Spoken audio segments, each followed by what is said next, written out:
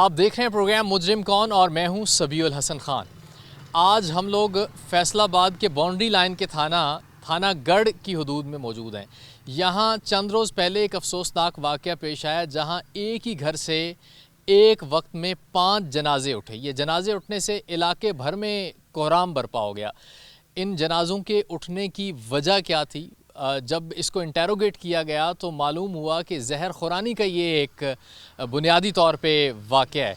ابتدائی تحقیقات کے مطابق جو متوفیاں ہیں انہوں نے اور باقی جو 4 بچیاں ہیں فوت ہونے والی، انہوں نے ایک دوا جو قریبی ایک ڈاکٹر کی دکان سے انہوں نے خریدی اور وہ دودھ میں ملا کے پی، جس کی وجہ سے یہ 5 اموات ہوئی ہیں۔ معاملہ ہے کیا؟ سب سے پہلے ہم بات کریں گے اور افسوس کریں گے جو لواحقین ہیں ان 5 فوت شدگان کے، ان سے، اور جانیں گے کہ اصل واقعہ کیا ہے، ان کے ساتھ یہ سب کچھ کیسے ہو گیا، اور پھر پولیس کا اس پہ موقف آنا بڑا ضروری ہے۔ آئیے پروگرام بات ہم مظہر سے کرتے ہیں، اس سے پوچھتے ہیں کہ کہاں سے وہ لے کے آیا، کیا یہ سارا معاملہ ہوا۔ مظہر، بچیاں دی طبیعت کتنے ٹائم تو خراب ہے؟ یہ تھوڑا دن خراب سی، میں پنساری کو لین گیا سے دوائی کھا کے دی اس آ کے لا جا 2 دن دے دیں 2 خوراکاں بنا کے دے دیں میں جی دے دیتی سجا دودھ مجھ کچو کے وہ یائی دیتی نے تھوڑے دن جٹ بعد بچیاں ہورمیں ہوندی گئیاں۔ اچھا مظہر، شادی نو کتنا عرصہ ہویا ہے؟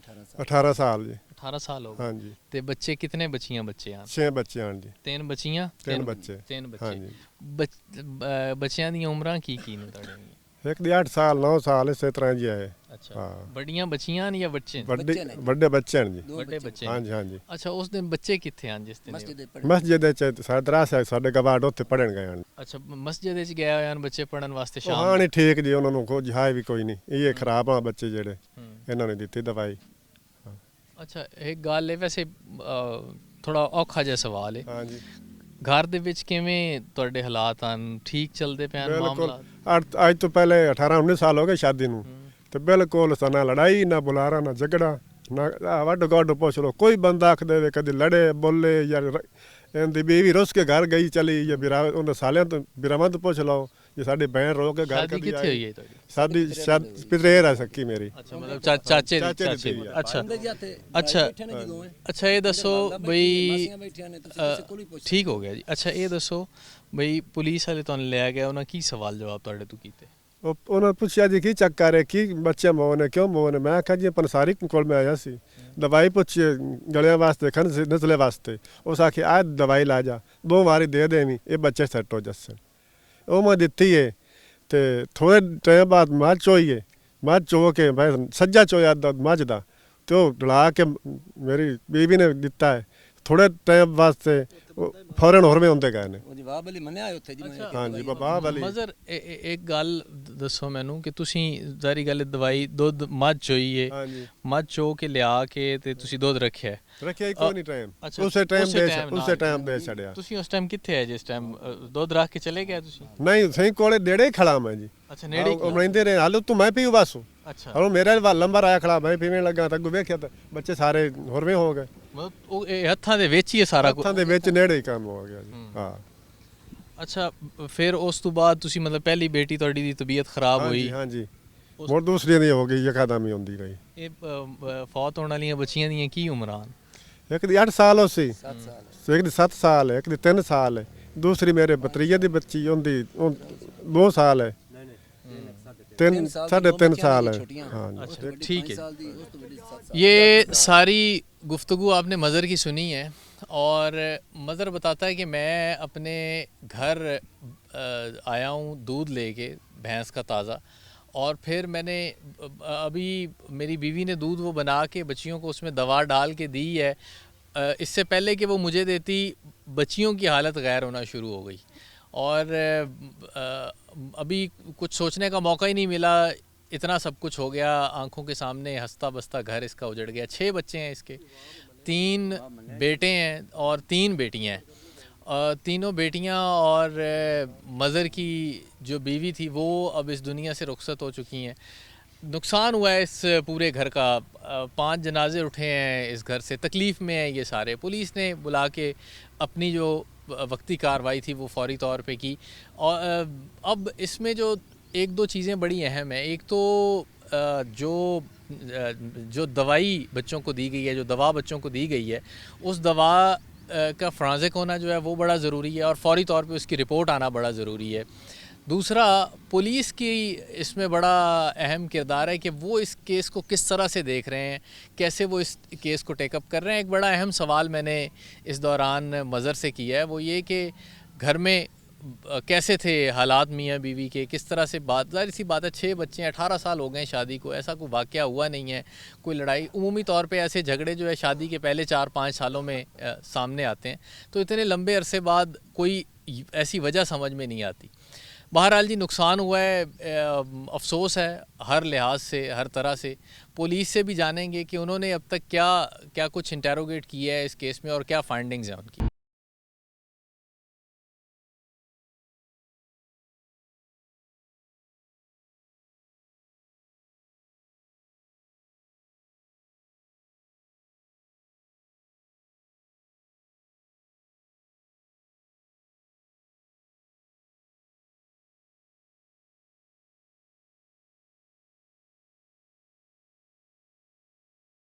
ایگزیکٹلی ہم لوگ اس جگہ پہ موجود ہیں جہاں پہ مظہر کے گھر میں بھینسیں باندھی ہوئی تھیں. یہ وہ جگہ ہے جہاں سے مظہر بھینسوں کا دودھ دوہتا ہے، اور دودھ دوہنے کے بعد وہ اپنی جو دودھ والا برتن ہے وہ اسی طرح سے بالکل اٹھا کے لاتا ہے اور ایگزیکٹلی یہاں کہیں رکھ دیتا ہے، یہ چولہے کے پاس ہی یہیں. اور پھر اس کے بعد جو مظہر کی بیوی ہے، جو شمیم بیوی، وہ دودھ میں وہ جو دوا پنساری سے ملی ہوئی ہوتی ہے وہ دوا دودھ میں ملا کے بچوں کو دے رہی ہوتی ہے. تنویر تیرا گھر بھی اتھے ہی ہے؟ ہاں جی، میرا گھر سر ایتھوں ایک قلعہ سفر دا اوتھے 10 سال ہو گئے نے مینوں. میری شادی ہوئی ہے، میں اپنے ماموں دے رڑا میں ہاں جی. ایتھے میری بچیاں دوویں جمیاں نے جی، خوشحال ہیں، کوئی پریشانی نہیں. رہندا تو ایتھے ہی ہے؟ ہاں جی، ایتھے مامے دے کول ہی رہنا. اچھا ایتھے ہی رہنا. آ میرے ماموں مظہر دا گھر ہے جی، آ نال والا گھر میرے ماموں لیاقت دا ہے. اسی دوواں کھانا ہاں جی بانجاں جی. اچھا بچی اس دن چھوٹی کی ہویا سارا معاملہ دس نا تھوڑا. میں سر آ نزدیک نال دکان ہے جی، میں زور دی نماز پڑھی ہے جی،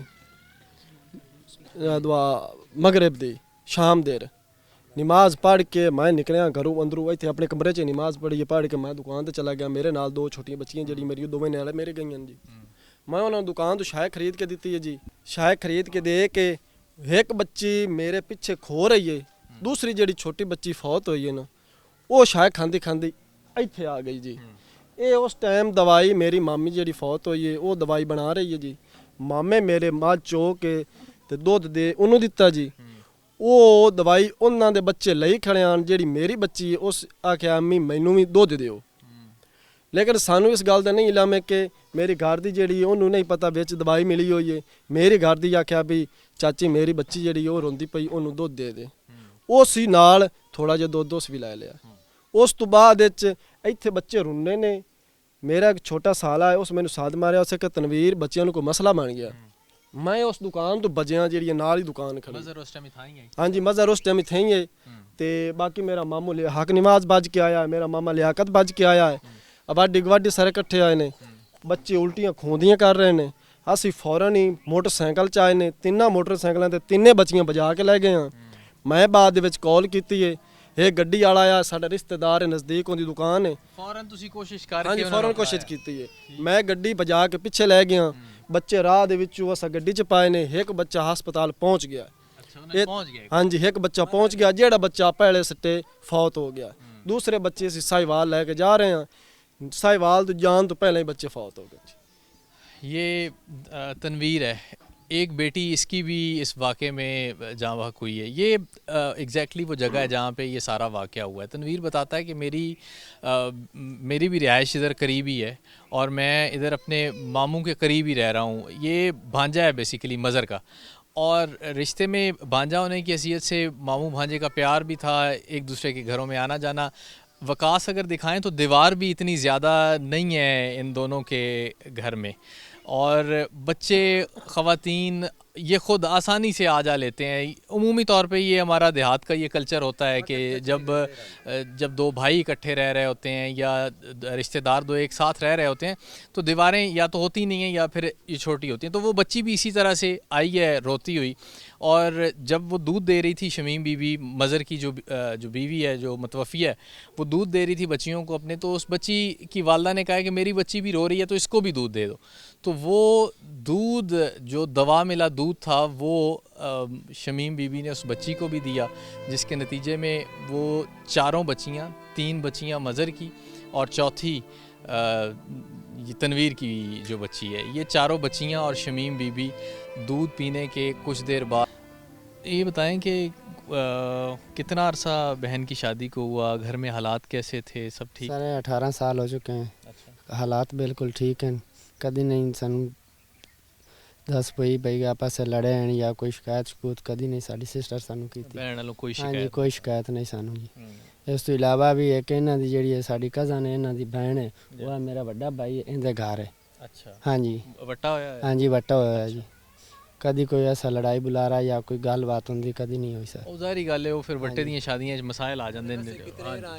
ਅੱਛਾ ਵੈਸੇ ਹੀ ਕਜ਼ਨ ਹੈ ਅਸੀਂ ਜੀ. ਅੱਛਾ ਇਹ ਦੱਸੋ ਵੀ ਉਸ ਦਿਨ ਤੁਹਾਨੂੰ ਵਾਕਿਆ ਦੀ ਇਤਲਾ ਕੌਣ ਦਿੰਦਾ ਹੈ, ਕਿਵੇਂ ਪਤਾ ਲੱਗਦਾ ਹੈ? ਇਹ ਵਾਕਿਆ ਦੀ ਇਤਲਾ ਹੈ ਕਿ ਇਹਨਾਂ ਦਾ ਦੋਸਤ ਹੈ ਭਾਈ ਅਮੀਨ ਪੁਰਬਾਣਾ, ਅੱਛਾ, ਉਹਨੇ ਸਾਨੂੰ ਕਿ ਵਾਕਿਆ ਦੇ ਬਾਰੇ ਦੱਸਿਆ. ਸੁਰਤਿਆਲ ਅਸੀਂ ਇੱਥੇ ਜਦੋਂ ਪਹੁੰਚੇ ਹਾਂ ਸਾਨੂੰ ਦੱਸ ਪਈ ਵੀ ਤੁਹਾਡੀ ਇੱਕ ਬਾਂਝੀ ਫੌਤ ਹੋਈ. ਅਸੀਂ ਇੱਥੇ ਪਹੁੰਚੇ ਹਾਂ, ਉਸ ਤੋਂ ਬਾਅਦ ਕਾਲ ਆਈ ਹੈ ਜਨਾਬ ਭਾਈ ਤੁਹਾਡੀ ਜਿਹੜੀ ਦੂਸਰੀ 2-3 ਬਾਂਝੀਆਂ ਨੇ ਉਹ ਵੀ, ਤੇ ਤੁਹਾਡੀ ਜਿਹੜੀ ਸਿਸਟਰ ਹੈ ਉਹ ਵੀ ਫੌਤ ਹੋ ਗਈ. ਤੁਹਾਡੀ ਰਿਹਾਇਸ਼ ਕਿੱਥੇ ਹੈ ਇੱਥੋਂ? ਸ਼ਾਦੀ ਪੀਰਾਂ ਦੇ ਨਜ਼ਦੀਕ ਹੈ. ਕਿੰਨਾ ਦੂਰ ਹੈ ਫਾਸਲਾ ਕਿੰਨਾ? ਤਕਰੀਬਨ ਥਾਣਾ ਗੜ੍ਹ ਨਹੀਂ, ਜੀ, ਉਸ ਤੋਂ 3-4 ਕਿਲੋਮੀਟਰ ਸਾਈਡ ਤੇ. ਅੱਛਾ, ਮਤਲਬ ਇਹ 4-5 ਕਿਲੋਮੀਟਰ ਦੇ ਹਾਂਜੀ, ਫਾਸਲੇ ਤੇ। ਹਾਂਜੀ। ਤੁਸੀਂ 15 ਮਿੰਟਾਂ ਦਾ 15 ਮਿੰਟਾਂ ਹਾਂਜੀ ਤੱਕ 15 ਮਿੰਟਾਂ ਤੱਕ ਆ ਜਾਣਾ. ਤੁਹਾਨੂੰ ਇਹ ਹੀ ਪਤਾ ਲੱਗਿਆ ਵੀ ਬੱਚੀਆਂ ਦੁਨੀਆ ਤੋਂ ਚਲੀਆਂ ਗਈਆਂ, ਤੁਹਾਡੀ ਭੈਣ ਵੀ ਚਲੀ ਗਈ ਹੈ? ਹਾਂਜੀ. ਅੱਛਾ, ਵਾਲਦੈਨ ਹਯਾਤ ਨੇ ਤੁਹਾਡੇ? ਨਹੀਂ ਵਾਲਿਦ ਸਾਡੇ ਫੌਤ ਹੋਏ ਤਕਰੀਬਨ 26 ਸਾਲ ਹੋ ਗਏ. ਅੱਛਾ, ਵਾਲਦਾ ਹੈ? ਹਾਂਜੀ ਵਾਲਦਾ. ਆਪਣਾ ਵੀ ਜ਼ਿਮੀਦਾਰ ہے؟ ہاں جی اپنا ہی ذمہ دار ہے. ٹھیک ہے. نیاز احمد ہمارے ساتھ تھے, یہ شمیم بی بی کے بھائی ہیں, اور ان سے ہم نے بات کی اور جاننے کی کوشش کی. انہوں نے بتائی ساری صورتحال کہ 18 سال بہن کی شادی کو, اور کبھی کوئی شکوہ کوئی شکایت ایک آتی ہے, ایک ہوتا ہے کہ اگر کوئی شادی شدہ گھریلو ناچاکی ہو, کوئی مسئلہ اس طرح کا ہو تو وہ سامنے آتی. تو ایسا کچھ نہیں ہوا ان 18 سالوں میں. تو اس دن اچانک شام کے وقت ہمیں ایک کال آتی ہے اور ہمیں پتہ چلتا ہے کہ آپ کی جو بھانجیاں ہیں وہ اس دنیا سے جا چکی ہیں اور آپ کی بہن بھی اس دنیا میں نہیں رہی. 10 سے 15 منٹ کی مسافت پہ ان کا گھر ہے.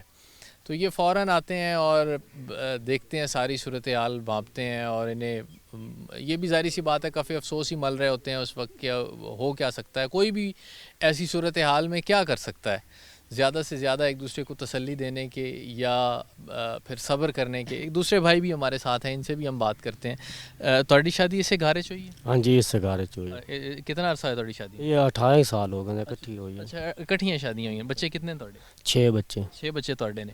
اچھا, یہ دسو بھی آن جان تہاڈا ایک دوے والے ہائی نارمل روٹین چاہیے یا پھر مہینے بعد آنا ہے, نیڑے جو رہندے ہیں؟ نہیں, جدو دل کردی بھاویں 10 دے بھاویں 8 دے چکر لگتے رہتے ہیں. چکر لگتے ہیں 8 دے 10 دے جدو دل کری آ جائیے بھاگ جائیے. تہانوں اس دن کیویں پتہ لگا, کیا اطلاع دی؟ سانو یہ بھائی امین کال کیتی ہے ساڈے لے, تے اس بھئی بچی آزاد ہسپتال بڑی مر گئی ہے.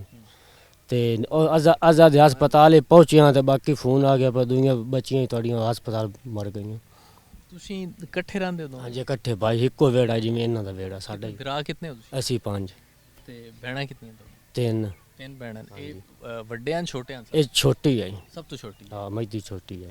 بہرحال جی افسوس ہے جی تہاڈے ہمشیرہ دے اور تہاڈیاں بھانجیاں دے اس طرح چلے جان دا جی.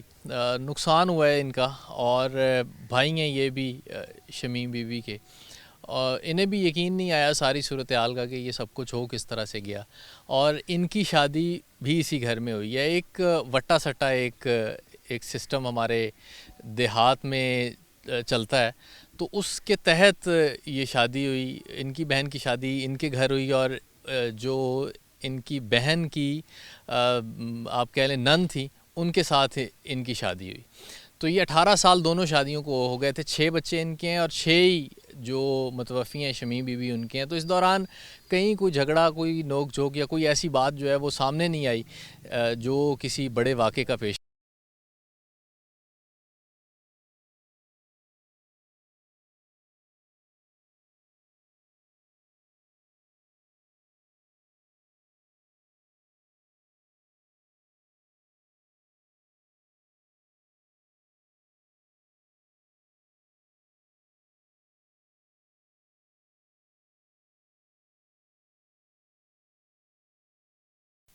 हम लोग किलियांवाला गांव के नवा में एक ये छोटी सी आबादी है, यहाँ पे मौजूद हैं और ये वो बदकिस्मत ख़ानदान के लोग हैं जिस घर में से, उस घर के बिल्कुल बाहर मौजूद हैं हम, जिसमें से एक ही रोज़ में, एक ही दिन में 5 जनाजे उठ गए।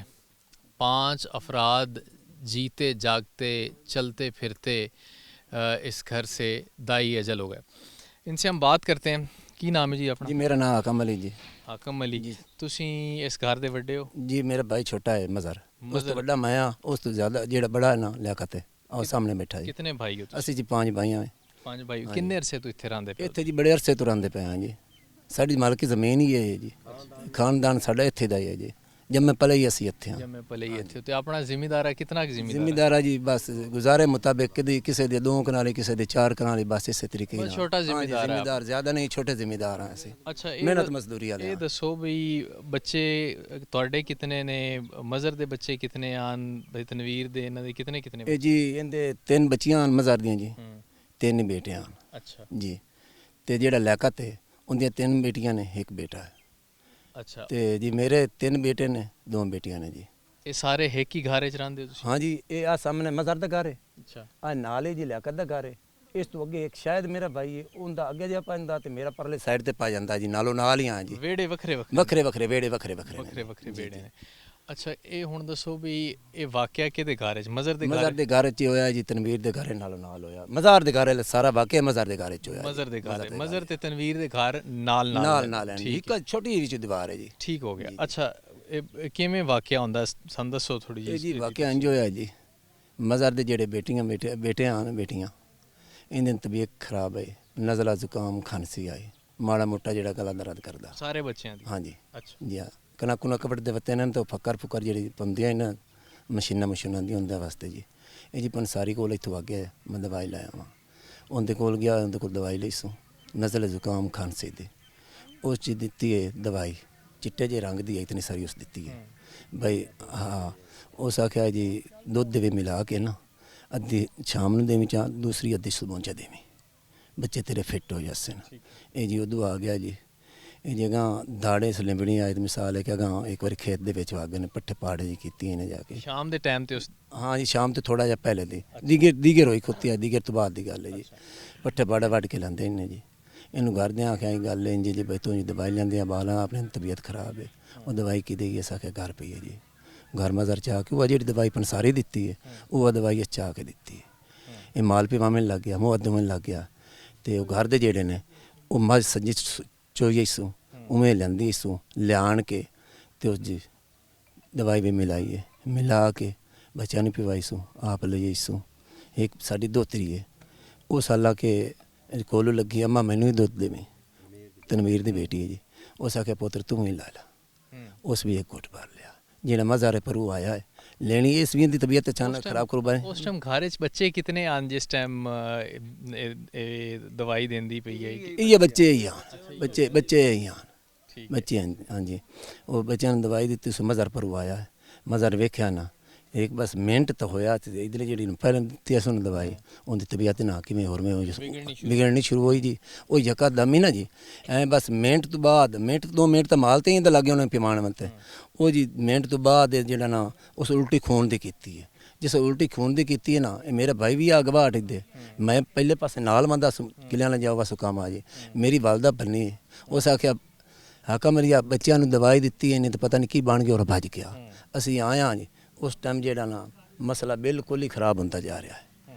ਜਿਹੜੀ ਉਹ ਬੱਚੀ ਆਈ ਨੇ ਪਹਿਲੀ, ਉਹਨੂੰ ਮੈਂ ਮੋਟਰਸਾਈਕਲ ਤੇ ਸੱਟਿਆ, ਆਜ਼ਾਦ ਹਸਪਤਾਲ ਪਹੁੰਚਾਇਆ ਹੈ।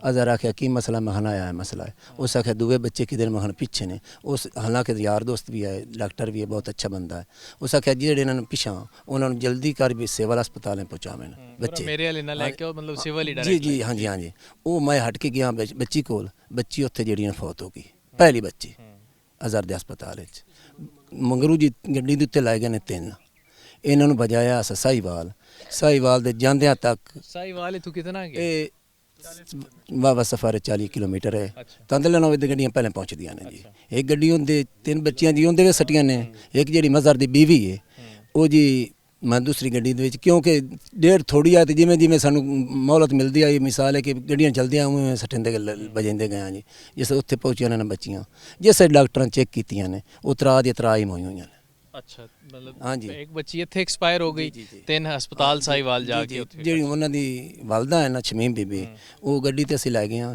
ਉਹ ਪਰਚੀ ਲਈਏ ਪਰਚੀ ਲਾਏ ਕੇ ਅਗਰ ਚੈੱਕ ਕਰਾਈਏ ਮੈਡਮਾਂ ਚੈੱਕ ਕੀਤੀ ਹੈ ਉਹਨਾਂ ਮੈਨੂੰ ਦਵਾਈ ਲਿਖ ਕੇ ਦਿੱਤੀ ਹੈ ਮੈਂ ਦਵਾਈ ਜਾ ਕੇ ਲਈਏ ਉਹਨਾਂ ਦੀ 4 ਟੀਕੇ ਮੈਨੂੰ ਦਿੱਤੇ ਨੇ ਲਿਖਤੇ ਉਹ ਮੈਂ 4 ਟੀਕੇ ਅੰਦਰ ਜਾ ਕੇ ਲੈ ਆਂਦੇ ਨੇ ਉਹ ਆ ਕੇ ਨਾ ਇੱਕ ਮੈਡਮ ਹੈ ਉਹ ਸਾਨ ਕੇ ਲਾਏ ਨੇ ਉੱਥੇ ਜੀ ਅੱਧਾ ਘੰਟਾ ਸਹੀ ਰਹੀ ਬੇਹੋਸ਼ੀ ਦੀ ਹਾਲਤ ਵਿੱਚ ਬੇਹੋਸ਼ੀ ਦੀ ਹਾਲਤ 'ਚ ਰਹੀਏ ਉਸ ਤੋਂ ਬਾਅਦ ਪੈਰ ਹੁੰਦੇ ਠੱਡੇ ਹੁੰਦੇ ਗਏ ਨੇ ਯਕਦਮ ਪਤਾ ਹੀ ਨਹੀਂ ਲੱਗਦਾ ਮਰਦੀ ਦਾ ਉਹ ਵੀ ਫੌਤ ਹੋ ਜੀ ਹਾਂ ਜੀ ਮਤਲਬ ਇਹ ਉਸੇ ਹੀ ਦਵਾਈ ਨਾਲ ਫੌਤ ਹੋਈ ਹੈ ਜਿਹੜੀ ਸਾਨੂੰ ਦਿੱਤੀ ਹੈ ਮਹਾਬਲੀ ਉਹ ਆਈ ਸਾਨੂੰ ਦਿੱਤੀ ਹੈ ਦਵਾਈ ਉਸੇ ਨਾਲ ਹੀ ਸਾਰਾ ਇਹ ਮਸਲਾ ਬਣਿਆ गुफ्तगू आपने सुनी ये बड़े भाई हैं मज़र के जिसके घर ये सारा वाक़या हुआ है जिसकी बीवी और 3 बच्चियां इस दुनिया से चली गई हैं दूसरे तनवीर भाई लियाकत बाकी भाई भी ये सारे मौजूद हैं ये बता रहे हैं कि ये मेहनत मजदूरी करने वाले लोग हैं और छोटे किसान हैं यहाँ पे काश्तकारी करते हैं मजदूरी करने ये किलियांवाला से थोड़े फासले पे दरिया के किनारे यहाँ पे इनकी थोड़ी सी ज़मीन है जहाँ पे ये मेहनत मजदूरी करते हैं तो उस दिन भी चूँकि गंदम की कटाई का सीज़न है थ्रेशर्स लगी हुई थी और उस वजह से डस्ट उड़ रही होती है फ्लू हो जाता है फेवर हो जाता है थकावट की वजह से बुखार हो जाता है तो बच्चियों को बल्कि सारे घर में ही ये फ्लू बुखार और ये सब कुछ चल रहा था तो वो ये दवा एक पंसारी की दुकान से पंसार की दुकान से एक दवा महाबली की दुकान से ये दवा लेके आए हैं और मज़र ने दवा ला के रख दी है जो खातून खाना है वो वापस आई हैं खेतों से और आते ही बच्चियों को दूध जो ताज़ा दो के लाए थे भैंस का उस दूध के साथ वो दवा उस दूध में मिक्स करके उन बच्चियों को पहले दी है फिर ख़ुद पी ली फिर एक और बच्ची चूँकि इनके भाई ये चारों भाई साथ साथ ही रहते हैं तनवीर की बेटी जो है वो भी पास ही आई है उसने कहा मुझे भी थोड़ा सा दूध दे दें तो वही दूध उठा के वो उन्हें भी दे दिया तो ये दूध बच्चियाँ पीती गई हैं और इनकी हालत गैर होती गई है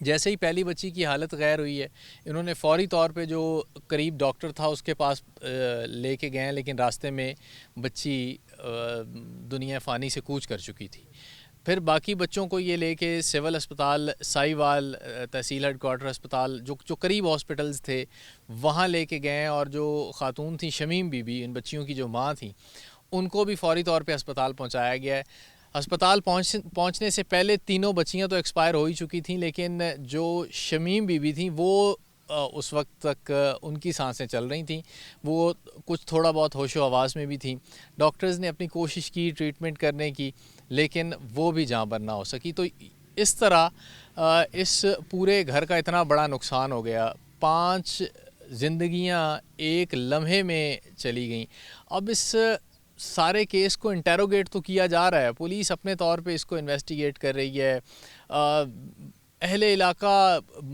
अलग अलग बातें हैं और जो सुनने को मिल रही हैं मुख्तलिफ़ ज़राए से लेकिन जो बात घर वाले और पुलिस वाले बता सकते हैं वो ज़ाहिर सी बात है वो फैक्ट्स के बड़ा करीब होते हैं वो बड़े करीब से देख रहे होते हैं इस सारी सूरत हाल को इनसे हम मज़ीद कुछ जानने की कोशिश करते हैं इस तो बाद फिर पुलिस आई है ਪੁਲਿਸ ਆਈ ਅਸੀਂ ਉੱਥੇ ਹਸਪਤਾਲ ਚ ਦੱਸੇ ਜੀ अच्छा ਇਹਨਾਂ ਦੇ ਬੱਚਿਆਂ ਨੂੰ ਲੈ ਕੇ ਗਏ ਹੋਏ ਪਿੱਛੇ ਪੁਲਿਸ ਆਈ ਹੈ ਪੁਲਿਸ ਲਈ ਪੁੱਛਦੇ ਦੱਸਦੀ ਬੱਤੀ ਹੈ ਜੀ ਪੁਲਿਸ ਆਖਿਆ ਜੀ ਦੂਸਰੀ ਜਿਹੜੀ ਤੁਸੀਂ ਫੱਕੀ ਦਿੱਤੀ ਹੈ ਉਹ ਤੁਹਾਡੀ ਕਿੱਥੇ ਹੈ ਜੀ ਉਹ ਜਿਹੜੇ ਬਰਤਨ ਨੇ ਬਣਾ ਕੇ ਦਿੱਤੀ ਆ ਸੁਣਾ ਜੀ ਉਹ ਬਰਤਨ ਹੀ ਅਸਾਂ ਦਿੱਤੇ ਨੇ ਉਹਨਾਂ ਨੂੰ ਤੇ ਜਿਹੜੀ ਉਹ ਫੱਕੀ ਬਕਾਇਆ ਹਾਜ਼ਰ ਦੀ ਉਹ ਵੀ ਅਸਾਂ ਦੇ ਛੱਡੀ ਹੈ ਉਹਨਾਂ ਪੈਕ ਕੀਤੀ ਹੈ ਪੈਕ ਕਰਕੇ ਲੈਬਾਰਟਰੀ ਚ ਅਸਾਂ ਲੈ ਕੇ ਜਾਣੀ ਹੈ ਅਸਾਂ ਆਖਿਆ ਜੀ ਲਾ ਜਾ ਸਾਨੂੰ ਕੋਈ ਟੈਨਸ਼ਨ ਨਹੀਂ ਉਹੀ ਫੱਕੀ ਜਿਹੜੀ ਪੰਸਾਰੀ ਸਾਨੂੰ ਦਿੱਤੀ ਹੈ ਉਹੀ ਫੱਕੀ ਅਸਾਂ ਜਮ੍ਹਾਂ ਕਰਾਈਏ ਉਹੀ ਫੱਕੀ ਅਸਾਂ ਬੱਚਿਆਂ ਨੂੰ ਦਿੱਤੀ ਹੈ ਤੇ ਉਹੀ ਬਰਤਨ ਜਿਹੜਾ ਦੇ ਮਿਸਾਲ ਇੱਕ ਬੱਚੇ ਨੂੰ ਪੀਤਾ ਨਾ ਉਹ ਬਰਤਨ ਹੀ ਉਹ ਲੈ ਗਏ ਨੇ ਬਰਤਨ ਵੀ ਉਹ ਲੈ ਗਏ। ਅੱਛਾ, ਕੋਈ ਬੰਦਾ ਵੀ ਤੁਹਾਡਾ ਲੈ ਕੇ ਡਿਟੇਨ ਕੀਤਾ ਪੁਲਿਸ ਵਾਲਿਆਂ? ਪੁਲਿਸ ਵਾਲਿਆਂ ਕੋਈ ਨਹੀਂ ਕੀਤਾ ਉਸ ਟਾਈਮ।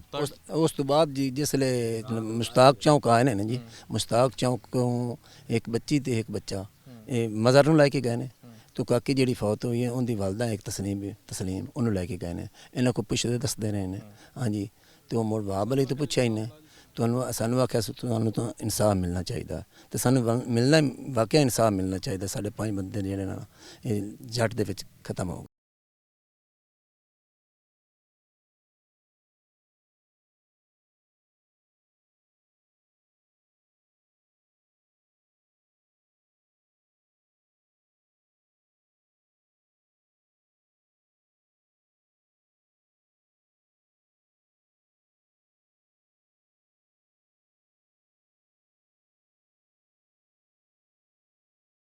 SHO थाना गढ़ नासिर याकूब भट्ट साहब हमारे साथ मौजूद हैं। उनसे जानते हैं इनकी टीम ने फ़ौरी तौर पर रिस्पॉन्ड किया कि ये वाक़या किस तरह से पेश आया और मुहर्रिकात क्या हैं, क्या फाइंडिंग्स हैं इनकी, इस पर हम इनसे बात करते हैं। बहुत शुक्रिया सर वक्त इनायत करने का।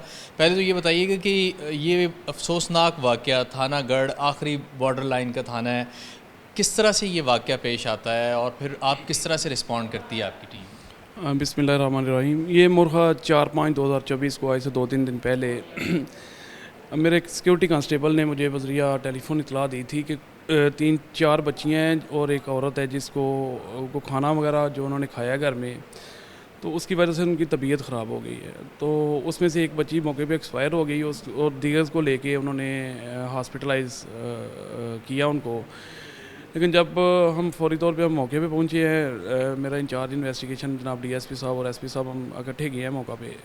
तो वहाँ पे जाते हुए पता चला है कि वो सारे के सारे बच्चे और वो औरत जो है शमीम बीबी जो है वो एक्सपायर हो चुकी थी। तो उनको लेके उनकी डेड बॉडीज़ जो उनको हमने TH के उतांदरा पर जो है फौरी तौर पे उनका पोस्टमार्टम जो है वो करवाया और मौका पे जितने भी शवाहद थे वो PFSA की टीम को बुला के तो वो शवाहद इकट्ठे किए।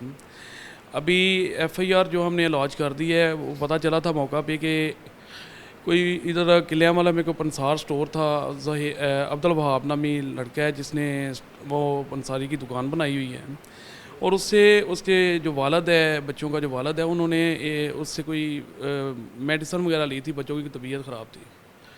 तो वो मेडिसन जो है वो दूध में उन्होंने मिक्स करके पी है, उसी की वजह से उनकी तबीयत ख़राब हुई। उसको हमने कस्टडी में लेके उसका रिमांड चल रहा है। जितने भी शवाहद हमने इकट्ठे किए PFS टीम ने जो भी हमें वहाँ से पार्सल वगैरह बना के दिए वो हमने PFS लेबॉर्ट्री भिजवा दिए हैं और पोस्टमार्टम रिपोर्ट आ गई है बच्चों की उस औरत की। और जो हमें पार्सल वगैरह दिए हैं डॉक्टर ने वो आज हमने PFS लेबॉर्ट्री सबमिट करवा दिए हैं कंपैरिजन के लिए और जल्द इंशाल्लाह ताला इन्वेस्टिगेशन प्रोसेस चल रहा है, हक़ाइक़ आपके सामने इंशाल्लाह ताला। अच्छा, ये बताइएगा कि शवाहिद वहाँ से इकट्ठे किए वो जो मेडिसिन जिसका जिक्र आपने किया उसके सैंपल्स भी पंजाब फॉरेंसिक लैब को भिजवाए गए हैं? जी बिल्कुल वो भी कलेक्ट कर लिए हमने वहाँ से और सैंपल्स जो है ना वो कंपैरिजन के लिए भिजवा दिए हैं। कंपैरिजन के लिए एक चीज़ और बताइएगा, आपने इस इंटेरोगेट किया होगा वो जो पंसार है जिसका जिक्र आया अब्दुल वहाब का, उसका क्या कहना है? वो पहले भी इस तरह की अद्वियात देता रहता है लोगों को, रूटीन मैटर था उसके लिए या ये कुछ नया था इस बार? चूँकि ये रिवर बेल्ट है और लोग लिटरेसी रेट बहुत कम है, वो जो पंसारी है वो भी इतना पढ़ा लिखा नहीं है और ये जो घर वाले हैं इधर के लोग जो हैं ये हकीमों वगैरह से और जो क्वैक्स हैं उनसे वो मेडिसिन रूटीन से लेते हैं। DHO साहब आए थे महकमा हेल्थ ने आके तो उनसे वहाँ से सैंपल्स कलेक्ट कर लिए हैं। वो सारी तकरीबन मुजरे सेहत जो है ना उसने वो चीज़ें रखी हुई थी पास में।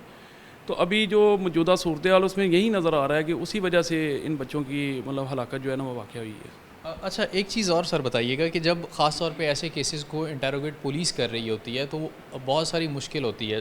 सबसे पहली जो मुश्किल है वो ये कि वहाँ से शवाहिद इकट्ठे करना, फैमिली से बात करना, मुकम्मल हो गया ये आपका? जी अल्हम्दुलिल्लाह हमारा प्रोसेस जो है इन्वेस्टिगेशन का चल रहा है, हर एंगल पे इन्वेस्टिगेशन चल रही है। जो हमें शवाहद मिलते जाएंगे इंशाल्लाह ताला वो हम एक्सपोज कर देंगे आपके सामने।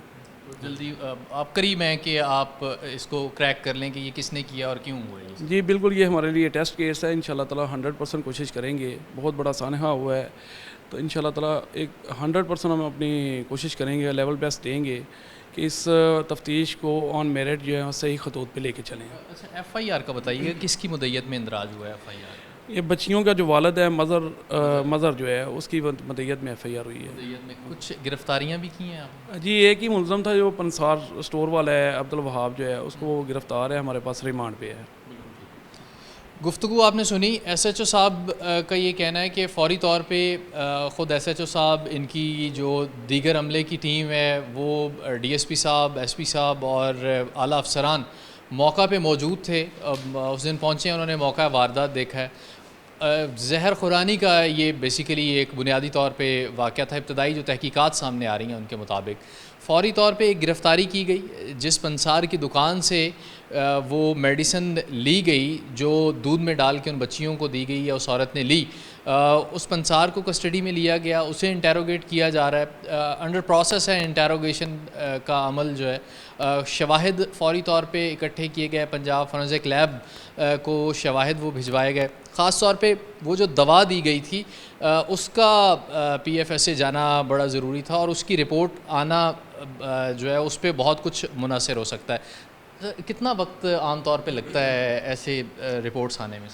جی ہم چونکہ پنجاب فورنزک سائنس لیبارٹری پہ کافی برڈن ہوتا ہے, لیکن ہم نے اسپیشل ریکویسٹ کی ہے ان کو, اور جناب ہمارے سی پی او صاحب باقاعدہ ہمیں مناسب ہدایات دے رہے ہیں. ان کی ہدایات کے عین مطابق جو ہے ہم کوشش کر رہے ہیں کہ جتنی جلدی پاسیبل ہو سکے, ایز سون ایز پاسیبل, وہ ہم یہ شواہد جو ہے نا اکٹھے کر کے تو اس کو تفتیش کو فائنلائز کرتے ہیں.